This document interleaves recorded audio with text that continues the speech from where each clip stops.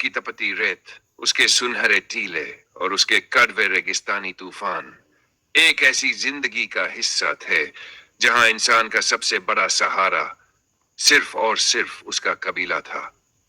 अरब की उस दुनिया में कोई मजबूत बादशाह नहीं था, कोई ऐसा हाकिम नहीं था जिसके हुक्म पर पूरी जमीन कांप उठे। वहां था तो बस दर्जनों नहीं, सैकड़ों छोटे छोटे कबीलों का नज्म। हर कबीला अपनी अलग हुकूमत, हर कबीला अपना अलग कानून और हर कबीला अपनी अलग शान। और याद रखिए, उस जमाने का सबसे बड़ा कानून तलवार की धार थी। कबीला क्या था? कबीला था खून का रिश्ता। भाई अपने भाई के साथ, चचेरा अपने चचेरे के साथ, भतीजा अपने चाचा के साथ। अगर कबीले का कोई एक शख्स तकलीफ में पड़ जाए तो पूरा कबीला उसके पीछे खड़ा हो जाता, चाहे वो शख्स गलत ही क्यों न हो, चाहे उसका हाथ खून से ही क्यों न रंगा हो। उसका कबीला कभी उसे अकेला नहीं छोड़ता।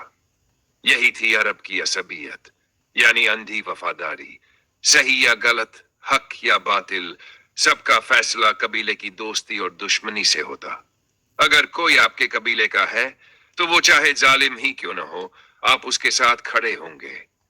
अगर कोई दूसरे कबीले का है तो चाहे सच बोल रहा हो, आप उसका दुश्मन ही समझेंगे। दोस्तों, यही असबियत अरब के समाज की सबसे बड़ी ताकत भी थी और उसकी सबसे बड़ी कमजोरी भी। सोचिए, पानी के एक छोटे से कुएं पर झगड़ा हो जाए। सोचिए, किसी ने किसी के ऊंट को घायल कर दिया। सोचिए, किसी ने किसी की इज्जत पर ताना कस दिया। तो फिर क्या होता? फिर उठती तलवारें, फिर चमकते भाले, फिर बहता खून और फिर सालों तक जारी रहने वाली दुश्मनी। इतिहास हमें बताता है, अरब के कबीलों में लड़ाइयां ऐसी भी हुई जो 30 साल तक चली। जी हाँ दोस्तों, 40 साल। और वजह क्या? बस एक ऊंट का मामूली झगड़ा।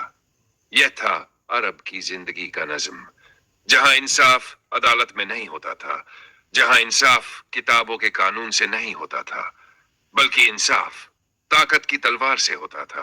कमजोर कबीला हमेशा रौंदा जाता, मजबूत कबीला हमेशा सर चढ़कर बोलता। जिसके पास ज्यादा आदमी, ज्यादा ऊंट और ज्यादा हथियार, वही हकदार कहलाता। लेकिन दोस्तों, यह भी हकीकत है कि यही असबियत अरब की बर्बादी का सबसे बड़ा सबब बनी। हर कबीला अपने आप को सबसे बड़ा समझता। कुरैश अपने नाम पर इतराते, हाशिमी अपने नस्ल पर फख्र करते, औस और खजराज आपस में लड़ते, तमीम और बनी हनीफा अपनी अपनी शान गिनाते। लेकिन एक बात, अरब का हाल, कबीलाई नज्म व नसक, कबीलाई असबियत और कबीलाई दुश्मनियां।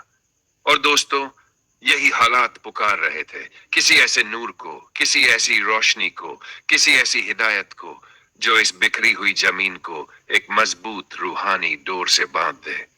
और अल्लाह ने उस पुकार को सुना। आज हमने देखा कि अरब की जिंदगी कैसे कबीला या असबियत में डूबी हुई थी। अरब कभी एक नहीं हो सका, न कोई मजबूत हुकूमत, न कोई इकट्ठा फौज, न कोई इकट्ठा कानून।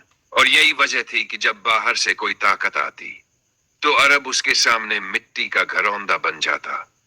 फारस की ताकत हो या रोम की सल्तनत, अरब हमेशा एक आसान निशाना बनता रहा। दोस्तों, जरा सोचिए, एक ऐसी जमीन जहां इंसान सिर्फ अपने कबीले की ताकत पर जिए, जहां भाईचारे का नाम सिर्फ अपने खून तक महदूद हो, जहां दोस्ती और दुश्मनी का पैमाना इंसाफ नहीं बल्कि खून और नस्ल हो, तो क्या वहां इंसानियत जिंदा रह सकती है?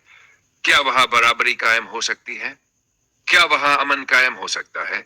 हमसे जुड़े रहिए और सुनते रहिए अरब इस्लाम से पहले। अगले एपिसोड में हम बात करेंगे मुअत्तल दीनी हालत की, जब तौहीद का तस्वूर मिट चुका था और काबा बुतों से भर गया था। और हाँ, अगर आपको यह एपिसोड पसंद आया हो तो इसे लाइक कीजिए, चैनल को सब्सक्राइब कीजिए और अपनी राय हमें कमेंट में जरूर बताइए। तब तक के लिए अल्लाह हाफिज।